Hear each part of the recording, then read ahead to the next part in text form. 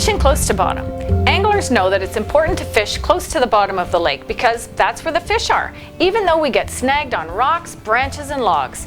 That same idea relates to workplace relationships, productivity, profitability, peace, and harmony.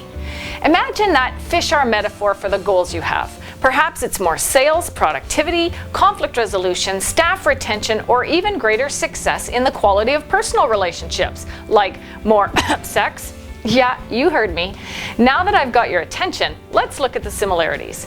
My captain, my dad, encouraged us to let lots of line out so that our bait would sink and move along the bottom of the lake.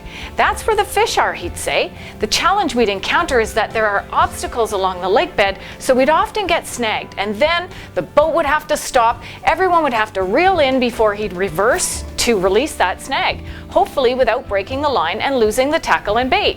It seemed like such an inconvenience, and I'd hate causing that trouble for everyone in the boat. But this got me thinking about going deeper for the things we want to have. Deeper conversations to approach and resolve conflict, deeper effort into making more sales, improving systems or safety, deeper focus on personnel development, retention and training, or even just deeper clarity to understand a problem, challenge, or new circumstance. When we find ourselves snagged on something that needs resolution, there are two choices. The inconvenient one, stop, reverse, get unhooked, and move forward with continued chances for best fishing, or continue with the snag and risk losing everything.